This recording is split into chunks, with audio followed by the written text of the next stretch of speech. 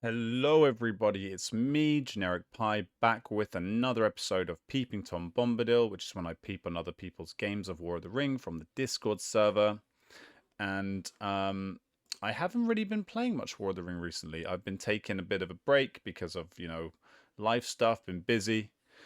But with the Lords of Middle-earth tournament on the horizon, I'm going to get back into this bad boy. I'm going to start playing some more games, hopefully have some more loam games on this channel for you. Um, this is not one of those games. This is a game, a Hobbit League game. Is it a Hobbit League game? Yes, I think it's a Hobbit League game. That was shared to me by Greg110, who, following Greg sharing this game with me, we actually had a fun little game ourselves. This was against Columbo, and I must say, it's a real honor that we have the fictional character Columbo on the Discord server. I feel he's going to bring a lot of value. You know, he's going to look like he's going to lose a game and then go, uh, one more thing, and then like you're going to pull a Shelob and lose the game. So let's dive into it.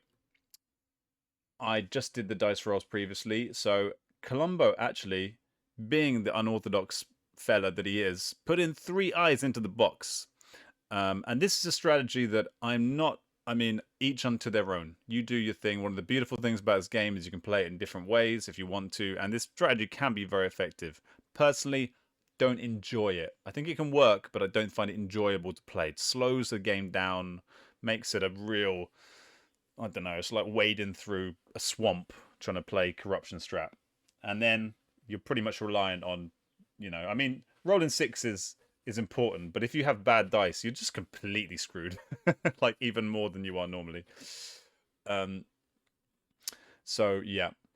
But anyway, it can make for very interesting games. And I think it's won the world tournament before. So people have had a lot of success with this strategy. Anyway, so Columbo had Threats and Promises and Breaking as the starting cards, not great by any means. And then we have Grimbjorn, so a Scouts and a Blue Tile, which is, let's say, better, but still not fantastic for the Gregster. So, despite there being 4 eyes, Greg moves. You've got to move. You've got to move once a turn at least. Greg says 4 eyes, turn 1. Interesting. Yeah, unusual. It's unusual. It is unusual in general, but not unusual if you put 4 eyes in the box. 3 eyes in the box, sorry. Okay, so unfortunately for Columbo, no hits. In terms of the dice roll, so yeah, 2 character dice and 1 muster, so no minions for the shadow this turn. 3 people therefore cannot get the Gandhi Man. But yeah, certainly a much better turn for the 3 people in terms of dice, I would say. Isengard go to war. Fellowship moves again. See, I think this is debatable. I think in these games where if Columbo does proceed to put 3 dice in every turn, then you probably don't want to rush the Fellowship. You want to take it slow, be safe, because I know that it's good to kill the Gandhi Man, but his meat shield potential has much more additional value in a game where the Shadow might be literally throwing every single corruption card in the deck at your face. So I think I would have probably used this character die to maybe play Smeagol Helps Nice Master, maybe cycle cards with Grimbjorn, something like that, using this, and just kind of set up my defenses a little bit more. But I think moving twice is not unreasonable by any means, especially when you do still have Gandalf. But I think I would have probably taken it a bit slower. Naturally, you're hit. It's a 2 reveal, which is fine. But yes, Gandhi is dead. Because the other thing is, yeah, the shadow's not doing anything this turn. This is like going to be a glacially slow shadow. And if you get hit there, that means they can actually make use of the character dice. They can move Nazgul onto you and Hollin or whatever. So, like, luckily you're not revealed, but it can give the shadow like a foothold in the game. Whereas right now, they really don't have one. They're going to be behind basically. Anyway, Strider becomes a guide. Standard army move from Barad-dûr to Gorgoroth. Oh yeah, Greg was meant to have 2 tokens. Luckily he remembers. Moves the Elves down 1. Gorgoroth goes to Morannon, and Greg uses the will to get Gondor one step away from war. Decides to pass and not use a token and be gone to turn number 2. Okay, Grey Company and a Power 2 Great. Love to see a Power 2 Great at this stage in the game. Beautiful card. Phlox. Okay, I mean, don't love Phlox, but not a terrible time to have it. Not a terrible card if you're going for corruption, hard corruption strat, and the 3 people are about to go into Moria. And Many Kings, which is okay, which is fine. Decides to somewhat assuage the corruption strat, only going for 2 eyes this turn, but rolls 2 more, so still with the 4 eyes. So yet again, Shadow's going to get a minion, but nothing's going to be happening this turn. Let's see what Greg rolls. Okay, so Greg's... Yeah, see, this is a one. You're going to have move once, but you're quite likely to get hit and potentially revealed into Moria now. So that might, again, give the Shadow a way in. Especially if they're given the chance to play Phlox in advance. Right. Let's see what happens. So, yeah, I think I would have moved first. I suppose you're kind of... This gives... No, you don't even have the Gandhi cycling ability anymore. Yeah, I think I would have moved first. I don't know. I suppose if you move and then you're revealed, then it does... Because right now you're hiding safely in Rivendell, it could give a good use of this Palantir if they've got a nasty card. So maybe you wait till the end to move? Maybe? Actually, thinking about it. Not sure. Anyway. Phlox is played, yeah, because now they've had the chance with Phlox. Obviously, I have the advantage of knowing that the Shadow has that card. Elves move 1 step away from war. What happened there? Nern to Gorgoroth, okay, and Morannon to Dagorlad. I think newer players do this move a lot more often than more experienced players. I think it's not always that valuable, but it can be. If you're going for Gondor, then it can be useful. Okay, some standard army moves to protect Erebor and get the Old Forest Road guy. I decided to look up Carrack and see what Carrack actually is. So it's kind of like I've forgotten, there was a special word for it. It's kind of like like a big rock island in a river. So does that mean, like, thematically, is this dude kind of like Bjorn? Is this just like a bear man roaming around? Or is this just a phalanx of Northmen that just chill in Carrack? I don't know. Let me know your thoughts.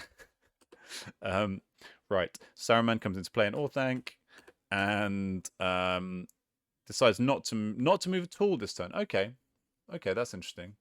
That's almost... Is that too much the other way? Because you do have to move at some point. And if he keeps putting eyes in, it's going to be the same next turn.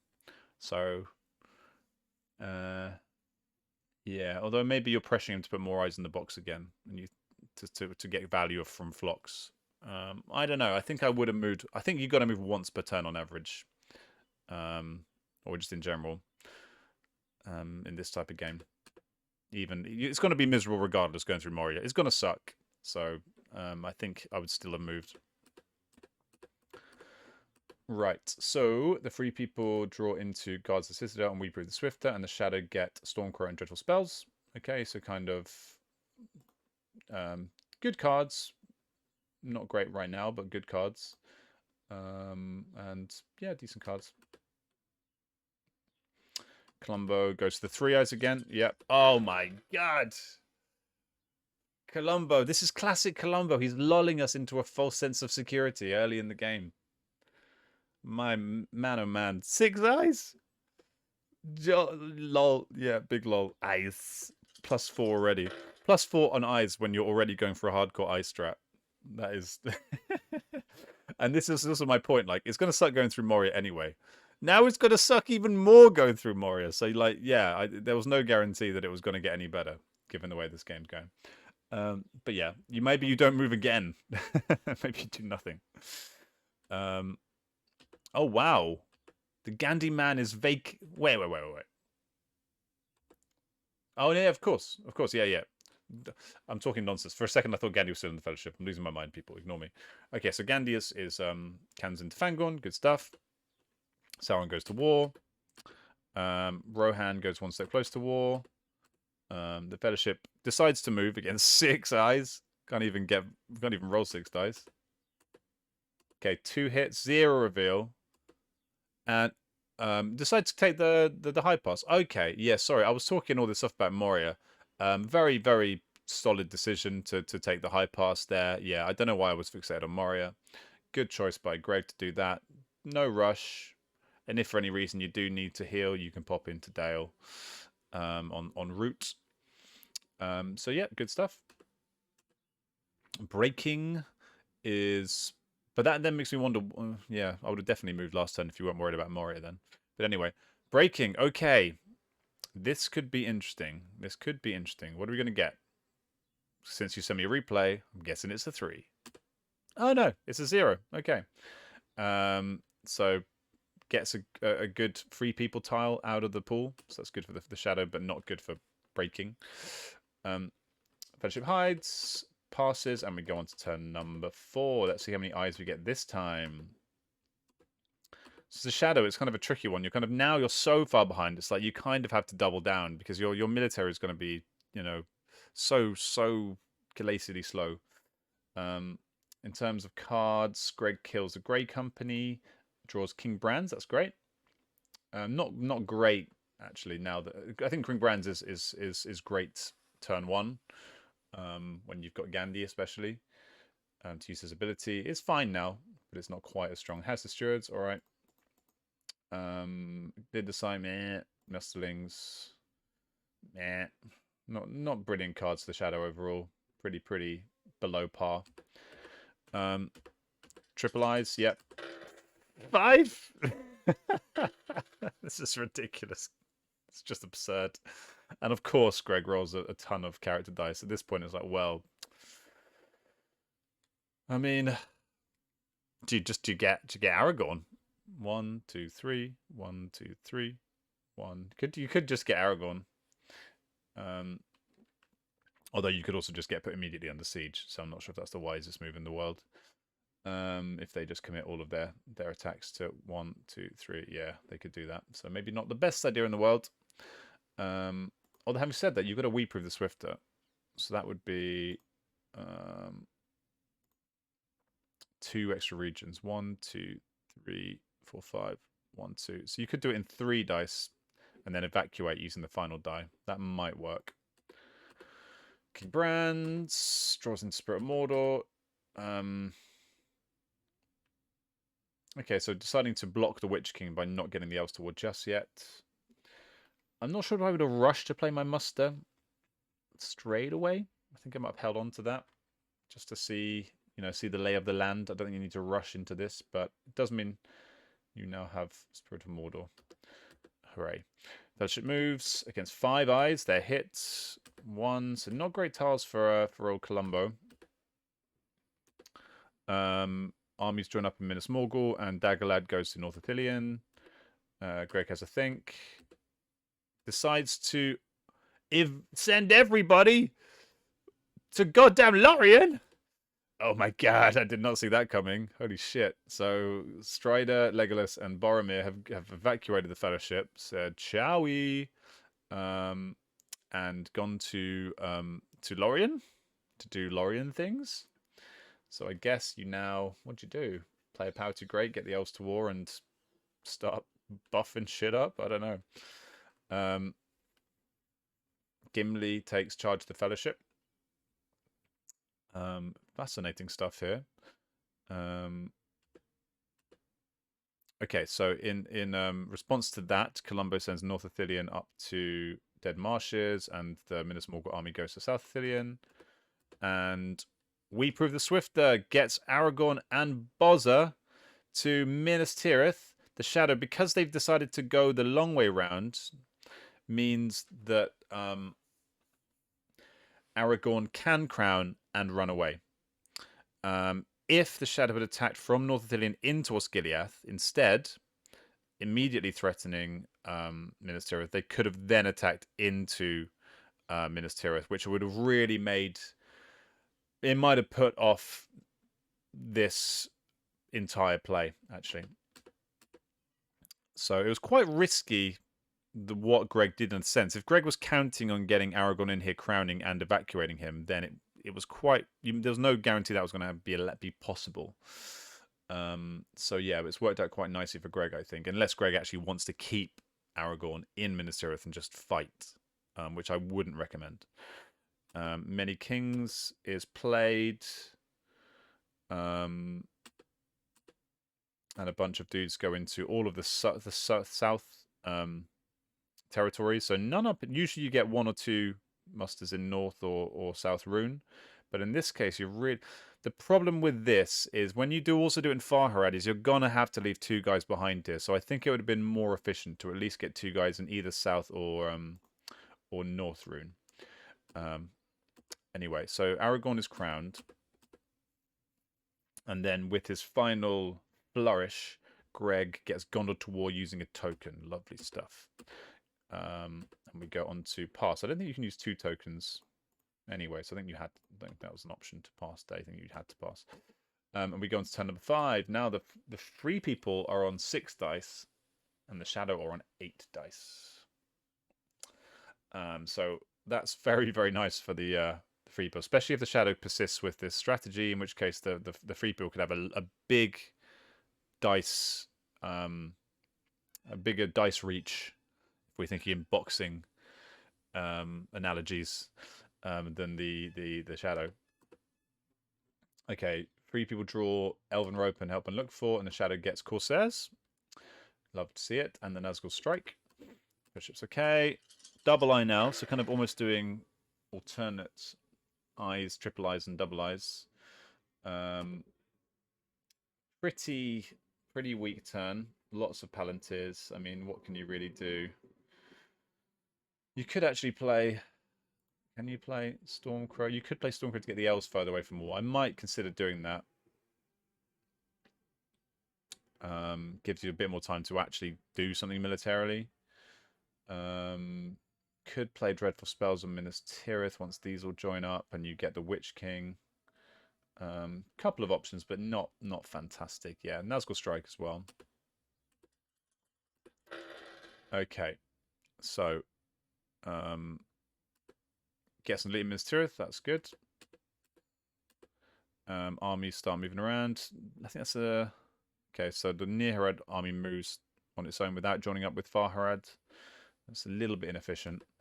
Aragorn runs away. Yep, that's wise. Goes to Eastern Met. Everyone's just like, what? Why? Why are you just standing in Eastern Met? He's got his. Aragorn works in mysterious ways.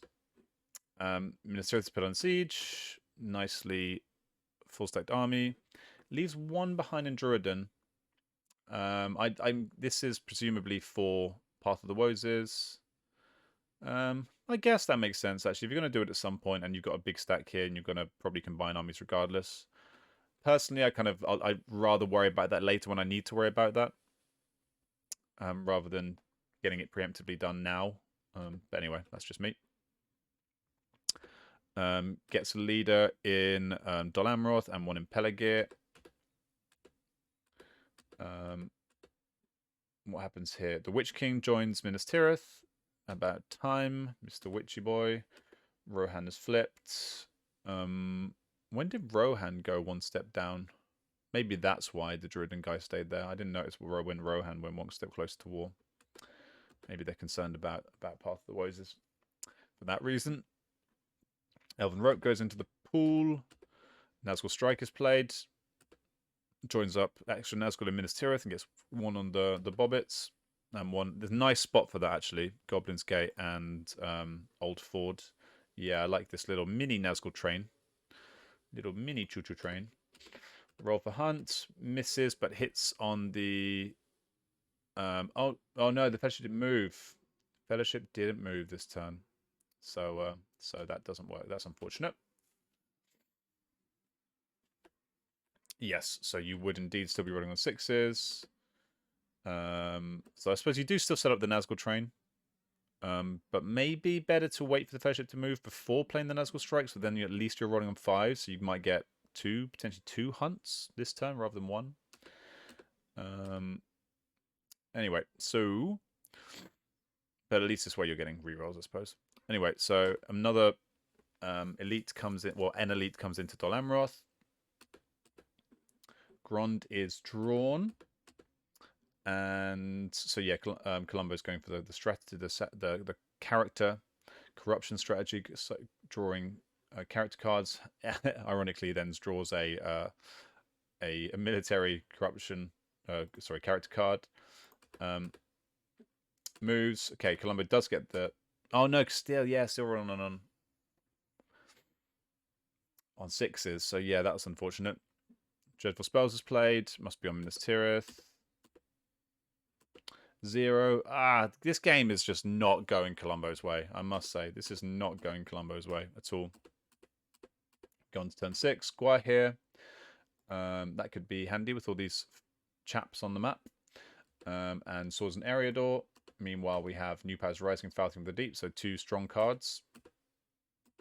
Fellowship sneaks away to, what is this place called? Roscope. 3 eyes go in the pool, into the box, sorry. Another is rolled. 4 eyes. Greg says, never seen the strategy. It's different from what I'm used to. Yeah. So yeah, Columbo, yes, to be fair, if Columbo's just experimenting, yeah, good, fair play, man. I don't think I ever even bothered actually trying the strategy from the get-go, but maybe I should. Maybe, you want to know if something works or not, you've got to try it. So more mustering in Dol Amroth and Pelargir. Considering how many forces the Shadow has committed to Gondor, I think this is a wise strategy. Make Gondor as difficult to take as possible. Although having evacuated so many dudes, where did it's just the 3. Okay, yeah, I was thinking there might be a 4th companion on the map. But yeah, slightly risky to get so many companions on the board in a corruption game. Normally in a corruption game, you kind of want to keep it tight. Because the Shadow will be throwing a lot of nasty things at you, and like corruption can swing very fast. All it would take is, Foul Thing, Orc Patrol, Isildur's Bane, Morgul Wound, Candle of Corpses. You can get a run of that in 2 turns, and next thing you know, with this tiny little, you're only on what, like, net negative 3 corruption. So you could easily end up on like 6-7 corruption if you have just a little run of even like moderately bad luck in terms of the hunt or character cards. And that's why it's nice to have like a Legolas and a Boromir and it's still in. I don't think you need necessarily Boromir and Minas Tirith and Legolas and Lorien from a defensive point of view when the Shadow is going this slowly. I think you're more likely to need their health in the Fellowship. And also losing Aragorn is yeah, from a corruption POV, won't take long for this to go south for the 3 people. I think if the luck slightly turns for Columbo. Minas Tirith's attacked. Gwai here, so Daring Defiance cancels a Dread and Despair, so that's a very, very good. Oh wait, no, this is the one where they cancel each other, right? Effectively. Oh no, it's not. No, I'm thinking of when you get Swarm of Bats against Daring Defiance. Okay, so that's nice. Cancel Dread and Despair. Cool, that's really good for, and it also uses up the Grond. So yeah, really nice card play by Greg. Columbo gets 1 hit. Greg gets 1 hit back. So not getting huge value for actually having all those extra dice, but at least gets a hit back. Stop draw. Draws into Wormtongue / Foul Stench. Guards of Citadel's played. Beautiful. Beautiful stuff for the Gondorians. Making excellent use of that force pool. Only 1 elite left, which will probably end up in Dol Amroth soon. Okay. Move from Minas Tirith to... Okay, so being very careful. Being very, very careful here. I mean, I suppose in a game like this, it wouldn't take much. Scouts into here and move into here. So that is, like, since you've left Mordor completely empty, that is actually a smart play. I've lost games to that before when I first started out. When you attack into Osgiliath, they scouts in here, they take this, and then they happen to just have the dice just then go badly for you. And when you're doing a hardcore ice strat, you're not going to have many dice to defend with, so it's even more important to defend weak, cheap strongholds. Fellowship moves. They hit twice. It's an eye, so that's 2 reveal. There goes Gimli. Hobbits take charge of the Fellowship, or a Hobbit. They both try to, but Pippin ends up, punching Merry in the face and saying, "No, I'm in charge." A New Paths Rising is played. Fellowship's flipped in Old Forest Road. Foul Things played. This is kind of what I'm talking about.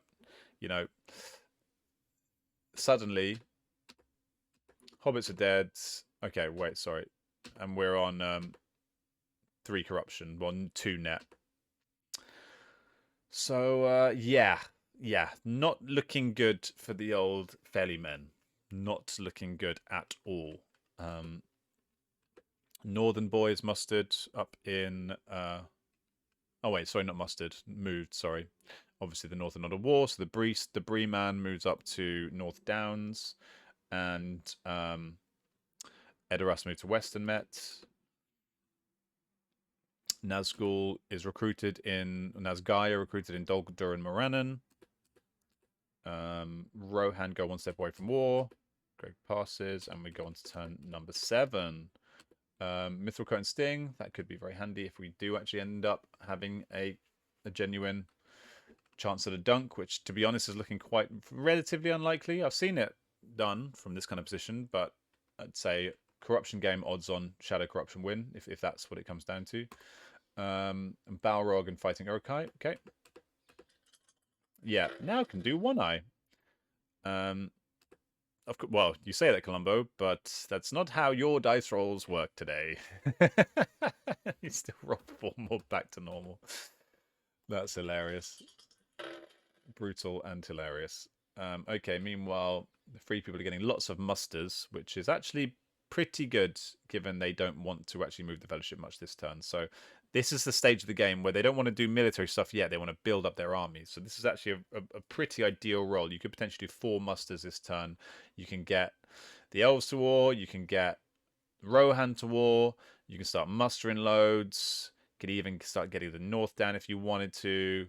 And there's not a whole lot the Shadow can do to defend this. You could even, since they've only got 1 muster die and no rings, they use the muster die early. You could muster up the elves loads, get them to war, and then attack into Moria.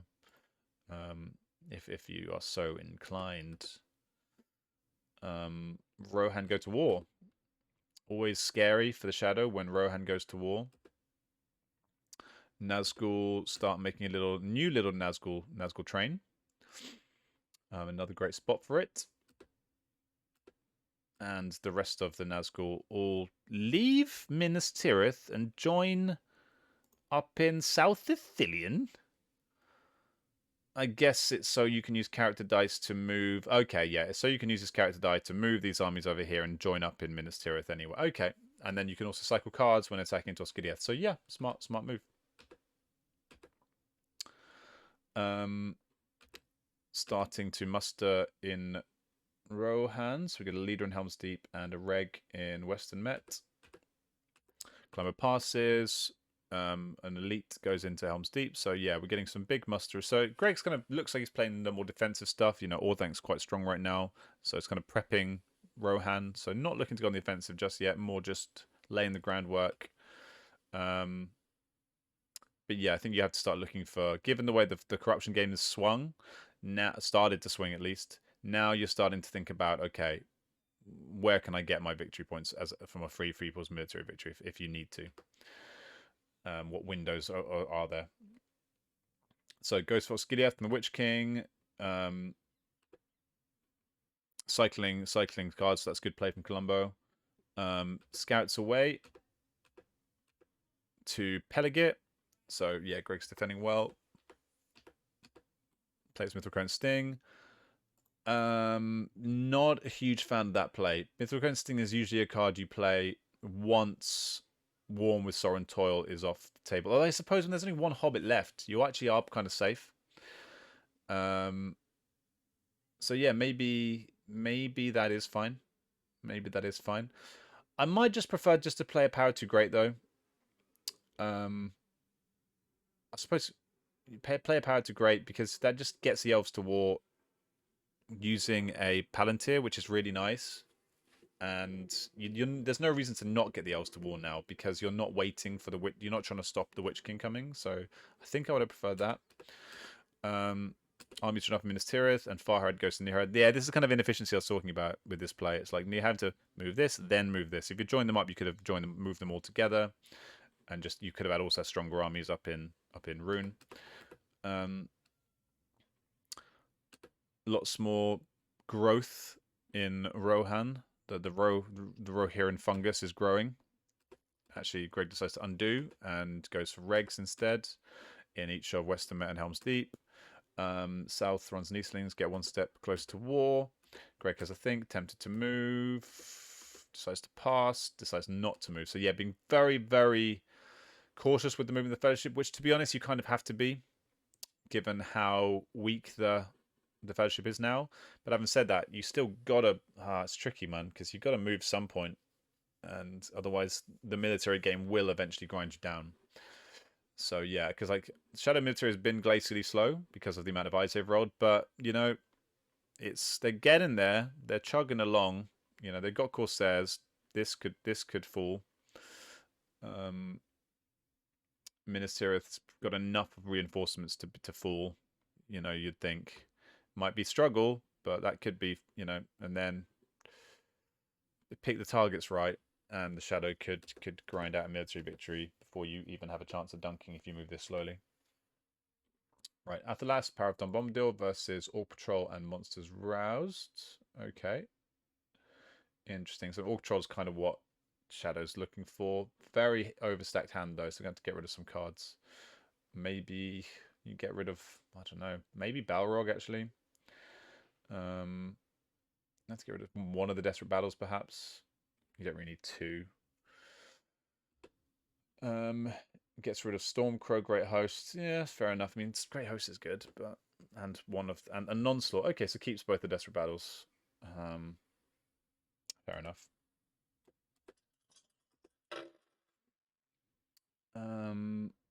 Okay, one eye added. Wow, only 2 eyes in the box. Unbelievable scenes.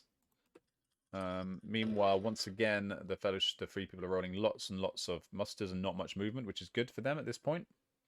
Have a quick look at the dice to see what's going on. So the Free People are low on characters, high on musters, which is kind of good in this type of game where you don't want to have too much movement, too many additional character dice because they have much less value in this type of game.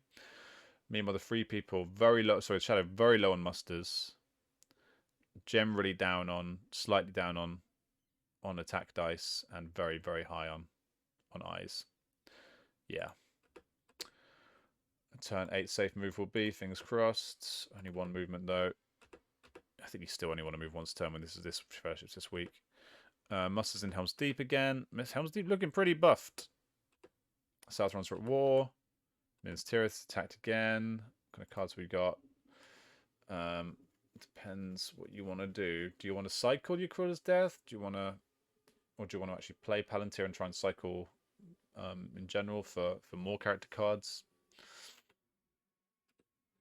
Goes for just a standard Desperate Battle. That's good. Well countered by Advantageous. 2 hits for Columbo. Only 2 hits back for Greg. That's pretty unlucky. Do you press here? Decides to stop and draw. Draws into some more bats. Slash items moving. Could be handy for actually getting this incredibly slow military doing something. More mustering in Helm's Deep. This is getting to a bit of a doom stack here in Helm's Deep. Could cause problems. So yeah, this army now has to be seen as a defensive force because if you try and attack into this and fail, you're going to lose Orthanc. Okay, so yeah, this is now a was it a 13 HP army with 3 leaders. That's pretty beastly, and it'll be a 14 HP army if you move it to Fordsweisen. And don't leave anything behind. All right. Decides to move just 2 guys into Minas Tirith. Feels a little bit overly cautious. Doing these small little 2-guy army moves is kind of thing that like catches up with you as Shadow. think I would have taken a risk with one more press. I think one more push, especially if you got a swarm of bats in hand or something like that, or a crawler's something that will, yeah, I don't know. But I think you're just in one round of combat, you're fairly safe from the Witch King getting countered and killed. You're not playing a Deadly Strife or anything. So I think, yeah, I would have done one more attack before reinforcing personally. Kill and ships is drawn using the token. Nice. Now Minister is attacked again. Swarm of bats against advantageous. Columbo's rolling hot, gets 3 6s. And Greg is not so much. 2 hits back, which is okay, but not great. Looks like Minas Tirith is going to fall. Now Columbo decides to press. Very safe.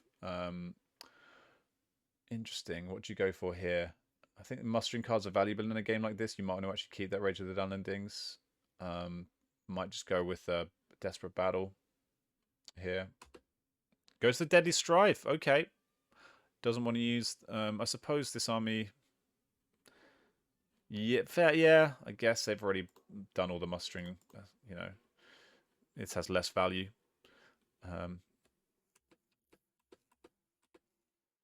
Still, yeah, gets the 3 hits. And Greg gets 3 hits back. Oh, yeah, sorry, 3 plus 1, so 4. And Minas Tirith falls, and finally the Shadow is on the board. And the Shadow decides to draw a card and draw it into Imrahil. Okay. Now got in all of the Lamroth mustering cards. Pelegir from Elephants, Columbo. They're not elephants, my man. You know that, Columbo. You know that.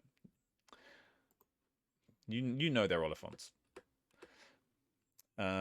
Columbo is attacking without any leadership here. I might have been tempted to maybe actually you want to use the characters to actually play or patrol instead, or play Palantir. So 2 hits from Columbo, 3 hits back, presses, takes Pelegir. Why didn't you send the army in, man? Why are you leaving them behind? I don't see. Is there any? Oh, I was going to say the only reason to move them behind would be then to move them back and then do Corsairs. But you don't have Corsairs anymore. So is there any reason to leave this army behind at all? Because you want to move the Near Harad army in before you move them in? Yeah. See, I don't think that makes much sense. Fellowship moves once. They are safe. That's good for Greg. Old Greg. Oh, okay. You want to join up the Yumba guys with these guys before you move them. But you could have moved them in, then join up. Okay, I can kind of see the logic. It just something about it just feels a little bit slow. I don't know. More mustering in Helm's Deep. Palantir goes on the board. Yes, that's what you're saving it for. So you're going to use a ring to get rid of it. No. Okay. Force of Eyes. The Helm's Deep is coming out. Are they going to go for Orthanc? That combined with some Ent cards could be quite powerful. Unfortunately for the Shadow, they don't have free people. They don't have any Ent cards right now. They do, however, have Dane Ivan's Guard and Challenge the King. Meanwhile, the Shadow have Give It to Us and Shadow Lengthens. So yeah, Shadow Lengthens would have been good for like these types of plays. Or if you got the army to Pelegir and then Shadow Lengthens from there to there. I think I would have preferred to just attack, get this under siege, and then maybe hope to draw. Because this game's going to be slow. You're going to draw one of those cards sooner or later, and then you can do an efficient army move to reinforce. Anyway. Yeah, okay. 1,000,000 character dice. Okay, I'm going to have to pause this because England are about to play a crucial football match in the Euros, and I need to watch that. But I will come back and finish this later, which for you will seem like a split second. Okay, well, that is 2 hours of my life I'm not getting back. England suck. Just drew against Slovenia in a terrible game. Anyway, so Greg rolled a metric ton of character dice, and the Shadow drew Shadow Lengthens. Okay. So Greg is going for Orthanc. Okay, this is an interesting one because it puts the Shadow... I mean, you basically have to do a field battle, right? But if that field battle goes really badly... then you can end up going into a siege with bad numbers. And in classic Shadow fashion, there aren't really any good defensive cards to play. Meanwhile, this could be a very good time for a charge. I think this is a perfect time for a charge. You've also got a decent sudden strike. You might want to save that. Get Aragorn in here. Play that once they're actually under siege. We're quite remarkable that they well, not remarkable. Fairly unlucky that they haven't got a single end card by this point. Anyway, let's see how this goes. Oh, it goes under siege, kills a dude. Maybe that's wise. Maybe that's wise. But oh, that does give the free people a really. It's going to be hard to take it down, but the free people are going to have a decent shot. If you get a lucky sudden strike, a lucky charge, woof. These little feisty chaps come down to the Gap of Rohan. And someone goes from Osgiliath to Druiden. So they're heading up here to come and get some cheap victory points, potentially try and get a cheap Helm's Deep, try and defend, not sure. Oh, the Gandhi man can. He arrives precisely when he means to wreak havoc in Orthanc. And oh, it's the big boss men. They're all coming to play. Yes, Greg, nicely done. Okay, so the South Runians are now heading west. They got a long way to go. Even with the Shadow Lengthens, they got a long way to go. Yeah, if you're going to do defensive stuff, probably better off actually using this army. Try and maybe like Shadow Lengthens into Druiden. Maybe left this army here, Shadow Lengthens that to that, and then go across. Or even the Dol Guldur army. Get them here and then Shadow Lengthens to like Western Met, something like that. If you, could be an option, but then you're leaving this open, and then that could be another world of pain. Yeah, tricky situation for the Shadow now, especially if free character card. I'm guessing you start with the charge. Oh, Anduril. Okay, yeah, I didn't really consider that one. That's great. That's fantastic as well. That's bloody great. And I guess you can keep Kid ships up your sleeve, because if you want to do a military victory in another way, maybe that will come in useful elsewhere, or just to defend in Gondor. All right, so that is going to be 2 rerolls, so 3 hits, not bad. 2 hits back, presses, downgrades. Still got a very, very chunky army. Now we go for the Valor. Okay. Yep, that's fine. Still no good defensive cards. Okay, so 2. Slightly unlucky to only that when you're rolling. Well, not really. 2 6s are fine. 2 each. Only 3 left. Looks like Orthanc's gonna fall. Now we get the sudden strike. Oh yeah. Just a 1, but only needs 2 more hits now. Just a 1 more hit. So close. And Greg does it. Takes down Saruman. Beautiful. Yeah, it's kind of interesting because when you saw those 2 armies next to each other, it didn't seem like such a huge difference in size. I mean, the free people definitely had the numerical advantage, but when you take into account the fact that they then have to back into the siege, and they've got Gandalf and Aragorn nearby, and the fact the Shadow can't, the Shadow just, unless you have like a Dread and Despair or something like that, which wouldn't work against Gandhi, I don't think. Really, really awkward to defend. You just got to hope that the free people don't roll 6s, to be honest. Orthanc from Gap of Rohans. This is kind of a desperation attack, just trying to shrink this army's size, I think. No card, field. Columbo does get a couple hits. Greg gets 3 hits back, though, so basically suicide, kind of a kamikaze attack from the Gap of Rohan, but that makes this army look a lot more meager, more measly. Now mustering in Lorien. Nice, nice. Oh, elves on a walk. Can't do that. What happened to a power 2 great? Was that just played for no quarter or something like that? I can't remember. Fold to Edoras. Okay, so a cheeky little victory point for the Shadow. Gets up to 3 VPs on turn 9. A little bit of mustering goes on to stop that, or at least make that awkward for the Shadow. Oh, I think he must have won too many. The Nazgai fly over to Peligir. Gandhi man departs. Yeah, the leaders all depart, heading off in their separate ways. So Gandhi goes to defend Dol Amroth and needs to get in there before the Shadow Army gets there, because Gwaihir and We Prove the Swift have both been played. Meanwhile, looks like Aragorn's waiting for a Deadman of Dunharrow. Attacks into Lamadon. Any card? No card. Manages to scouts away. Very nice. And then Gandhi's going to go in there now, presumably. Yep. Great play by Greg. Mustering in Umbar to get a cheeky little Oliphant. Wonder what the thinking is there. Just they're thinking I'm going to need more forces to attack Dol Amroth. Anyway, 3 people draw into Wizard Staff. Not a bad time for it.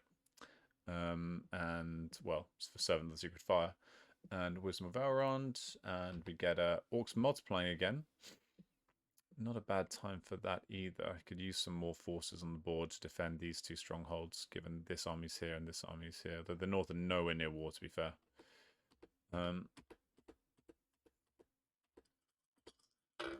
Okay, 1 dice added, 2 dice, 2 more eyes additionally rolled.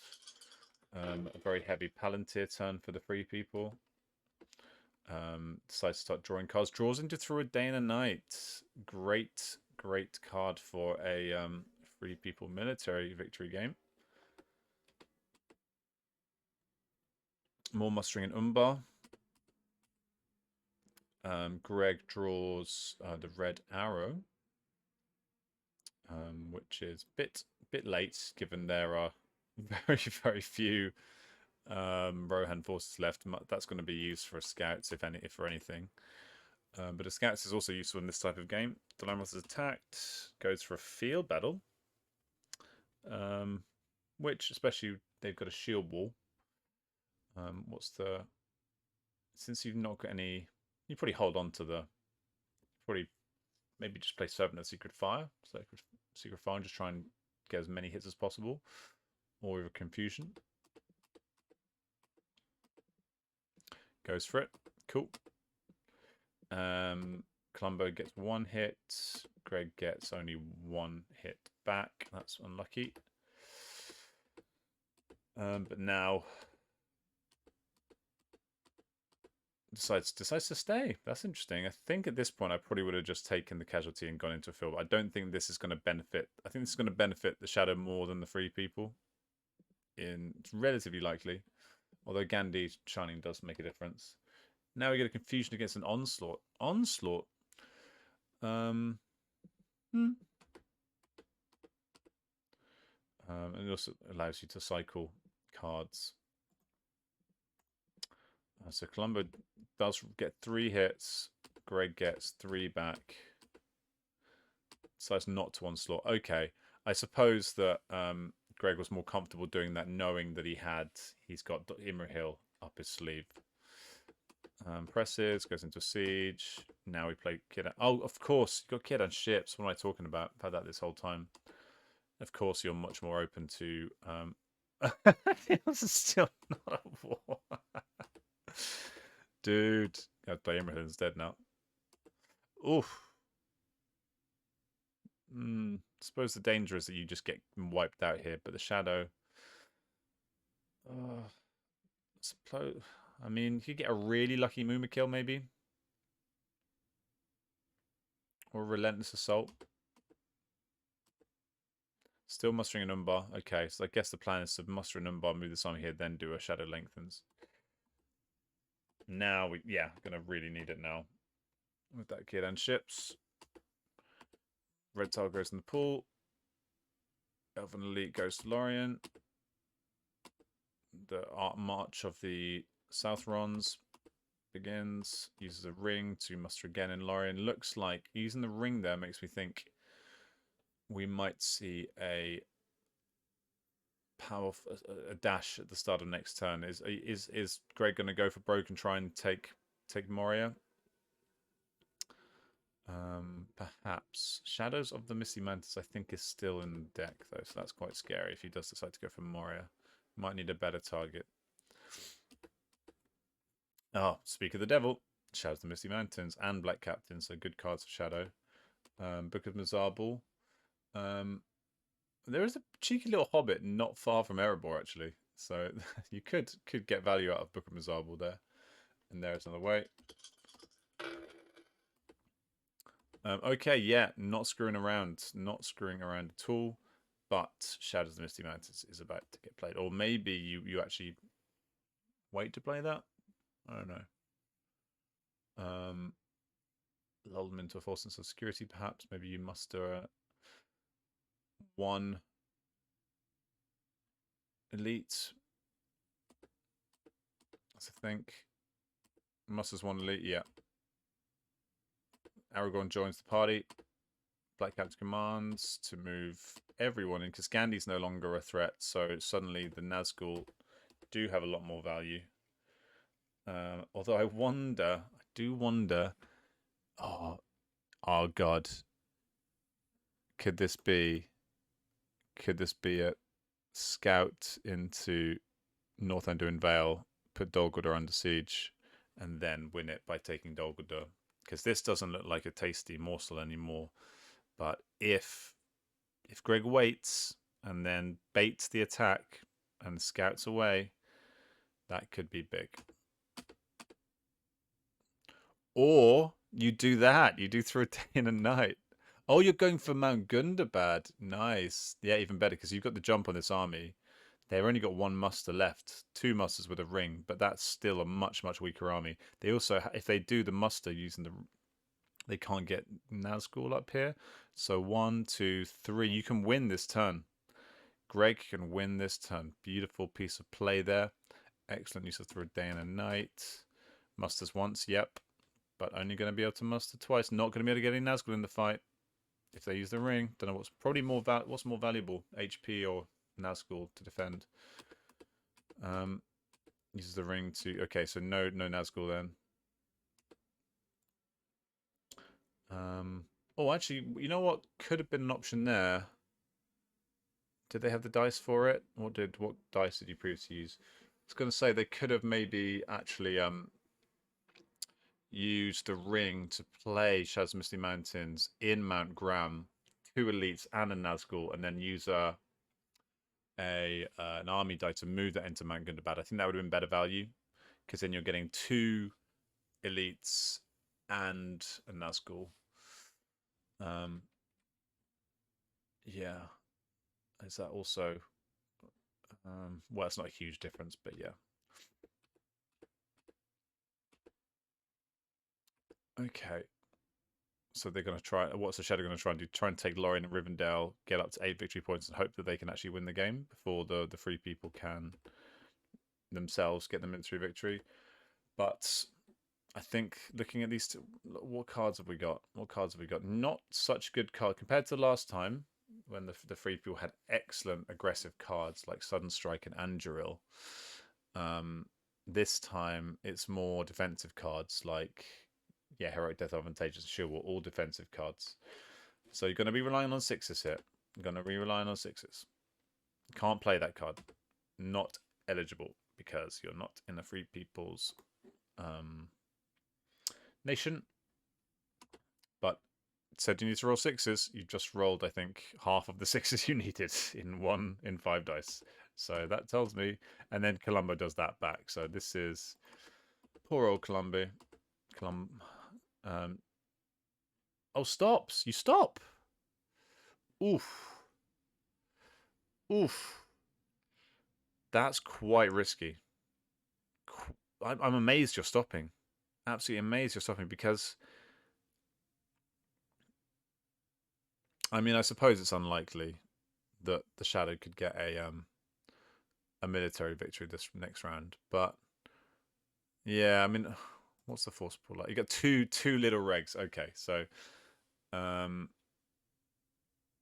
hmm. But it opens you up to stuff like Pits of Mordor. That could lead to mustering inside.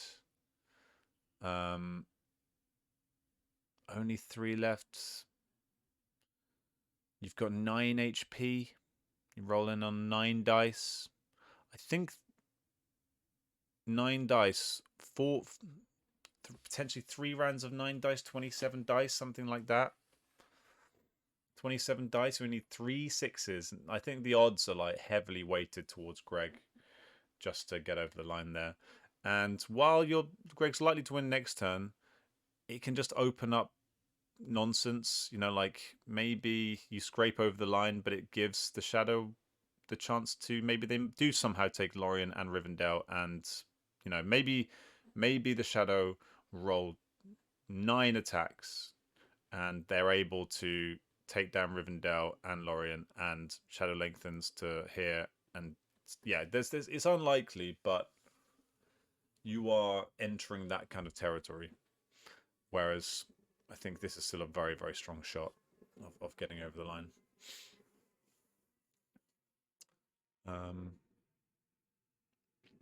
But let's see what happens. Okay, big army joins up here. So is that going to try and take? I mean, 1, 2, 3. Even that, you know, you could be vulnerable to having it taken back if this doesn't go. If you end up with a measly army left over. Right, so the Shadow Length also goes to Lamadon. Greg gets there and back again, and Eomer. The Shadow gets Denethor's Folly and Isildur's Bane, I think. But of course, poor old Columbo still rolls a bajillion eyes. What are the stats now? +10 on eyes. Oh, I've just realised my camera's frozen with me looking very jolly. No idea when that happened, but you're going to just have to listen to the audio for the rest of this one. Right, so Mangundabad is attacked. What cards does 3 people got? Obviously, he was hoping for a good aggressive card. He's got one in Valor. It's does provide value. And he's got the 3 hits. Got the 3 hits, only 1 back.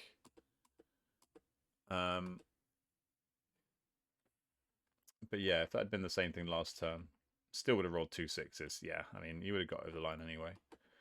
Most likely. Okay, so I think, yeah, lacking 1 attack die to try and take it back. I think that's what they were talking about. But against an 8 HP army with strong leaderships and a Brave Stand, there's no way in hell the Shadow's taking that back, to be fair. Brave Stand is such an excellent card when they've got, well, 2. It's pretty great.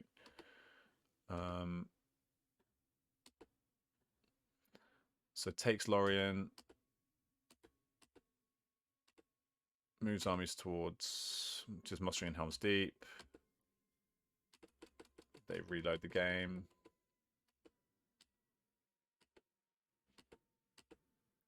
I'm guessing that the Fords of Eisen guys come to, okay, so they're worried about this army's gonna wait.